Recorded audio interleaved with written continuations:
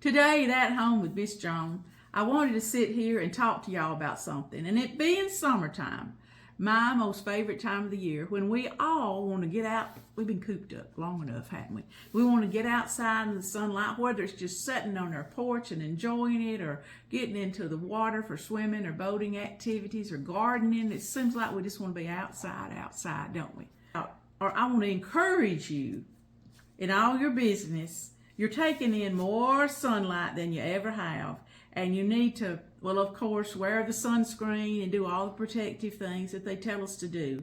But I'm particularly going to talk to you about my journey with skin cancer. First, I'll start off by, I was born in the 50s, and there was no such thing as, or if there was, nobody told us about sunscreen and protection and all that. And we stayed outside the whole summer, and we'd go to the beach every summer, but we would cook to a crisp. I mean, blister, where you really had blisters on your skin.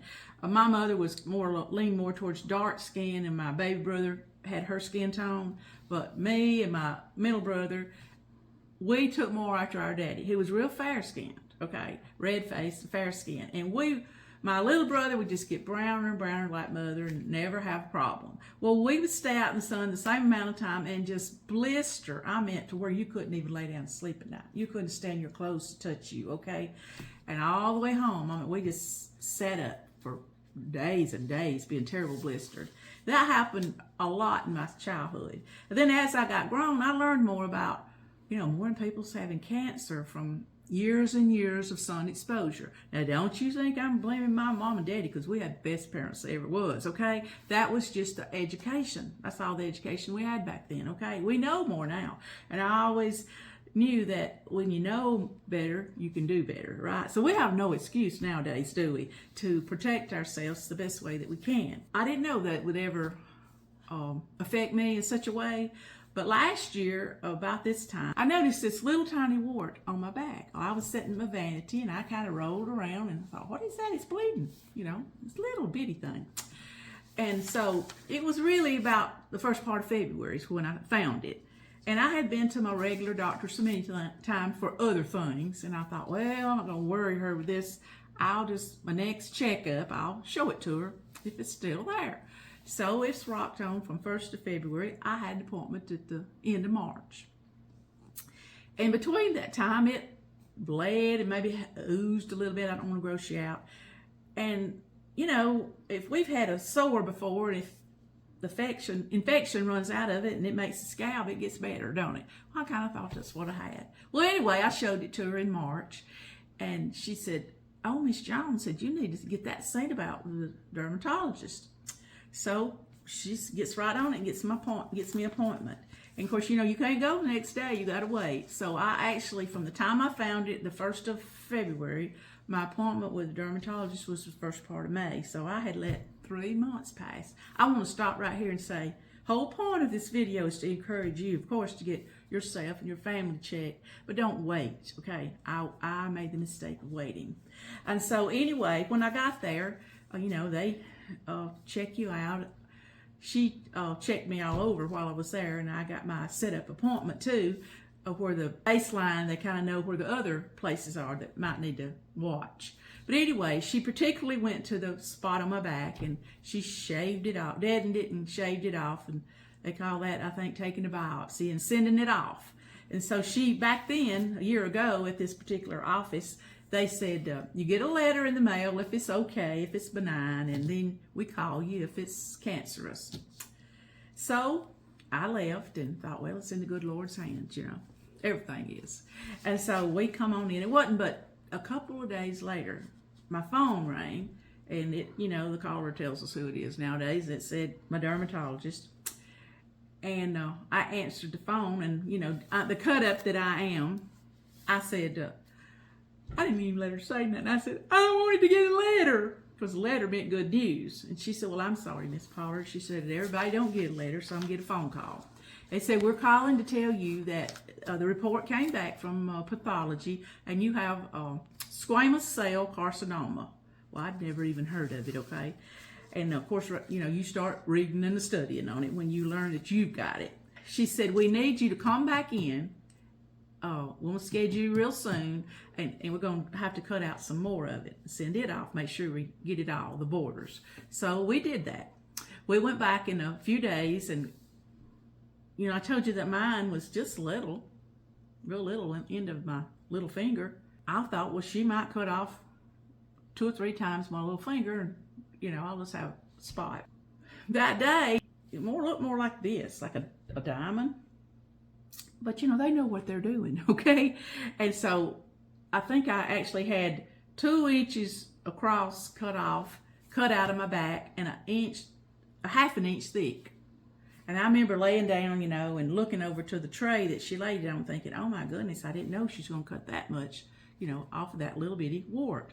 But you know what? When they tell you that you've got cancer, you really don't care if it's that size or a whole lot bigger, because you want it taken out. We all do. And so anyway, they sent that off, and they said that, of course, they would call me when the report came back to see, because if they didn't get all of it, you know, we'd, I guess, do more. So anyway, in a few days, I got the call that they had gotten all of my squamous cell carcinoma. One of my friends, she had basal cell carcinoma, and what I learned the difference is on squamous cell, it can spread to your lymph nodes and to your organs. It's real important that we go get checked. It's real important that you go get checked, that you get your family members to go get checked. And I hope you just get a good report.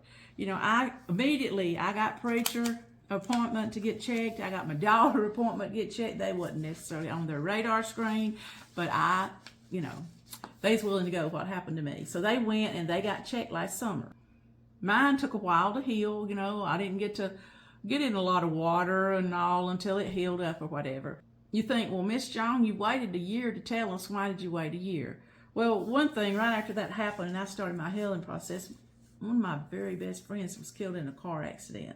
So I just, you know, we was just all in a daze for quite a while. But I had always had it in my heart that someday I need to share this when the time's right, to hopefully encourage my YouTube friends, my YouTube viewers to go get checked, okay? It's really not hard or painful at all. They just look at you because they know what they're looking for, okay? Well, anyway, about 5 or 6 days ago, preacher had this wart on his wrist. And it's, you know, a little tall wart and crusty looking. I looked at him, I said, preacher, your wart's bleeding. He said, yeah, it's been a bleeding. Well, he hadn't said anything about it, okay, but I saw it. And when I saw it, I immediately got on the phone and I called up there and got him an appointment to be checked. And see, that's what's good about this is he already had his set up appointment, you know, his first appointment where they looked him all over. So anyway, we went for this one with the problem, the wart that was bleeding. And she did the same thing, shaved it off, the biopsy, and sent it off to the pathology to get the report. Well, they've changed it now. She said they don't just send letters for the good news and the calls for the bad news. They call everybody now because so many people's letters was getting lost in the mail. So anyway, they called today. Okay, so that's what told me, said, Miss Jones, why don't you just sit down and talk to your YouTube friends now. Quit putting it off, because you could have an influence of encourage them to go. Well, preacher's news was good. His was benign. I mean, I just stopped right in my tracks when we seen it on the caller ID and we put it on the speakerphone because I wanted to hear it right with him. She said that, you know, his was benign, no further treatment needed. Well, that was wonderful, wonderful news for him. But you see the difference? His turned out really good the first time. And then I had the cancer, but mine, they was able to get it all. But I've got to keep going the rest of my life getting checked. So, but he needs to keep going getting checked too. You say, well, he's home free. No, we all need to keep going. I believe they said for them once a year to go get checked. And it really don't take that much time out of our day to get that done. And I'm sure that you've heard stories or know people that really, really had a serious, serious bout with cancer. And, you know, nobody wants to hear the C word in their life.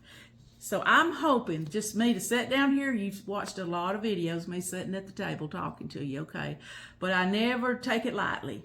I want to always have a point to my talks and really feel led to do them. And today, when we got that news, I thought, I'm going to sit down and talk to them today. Because would you please just set your appointment.